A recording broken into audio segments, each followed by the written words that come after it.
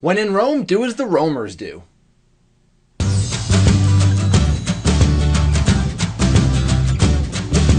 By the end of this session, we'll be able to explain client roaming in an SDA fabric. Everything we just talked about in the last video is great other than what happens when a client moves. Because our clients, they move a lot these days, especially wireless clients. So in this video, we want to explore exactly what happens in SDA fabric when our clients roam around the network. So here we have our SDA fabric, and we have our tunnels. So we've got from fabric edge node to fabric edge node, all of them speaking to one another and knowing where each other are. And the control plane node is aware of where hosts A and B are.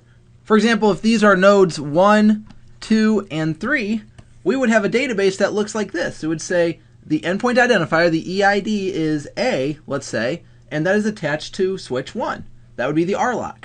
And then we also have B, and B is attached to switch 2.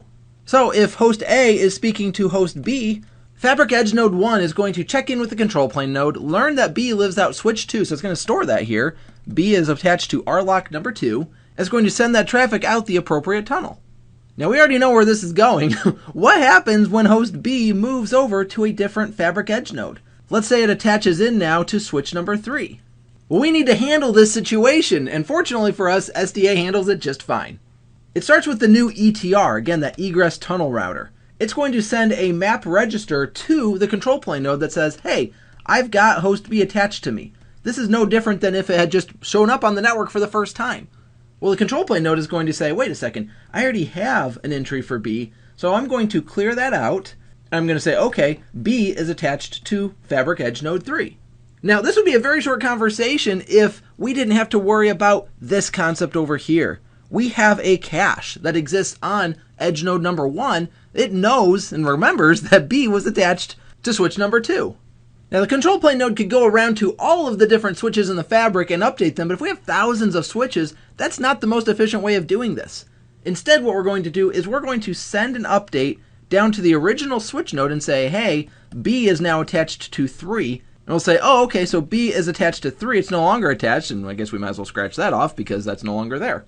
So now when host A sends another packet to switch 1, and switch 1 uses its cache entry and sends it down to switch number 2, at that point, switch 2 will send a message back to switch 1 and say, hey, host B doesn't live here anymore, and go get a new update. And so that's what's going to happen, is switch 1 will go out and get an update for the next packet that comes in. However, in the meantime, we're still going to send that packet on behalf of switch 1 to its final destination.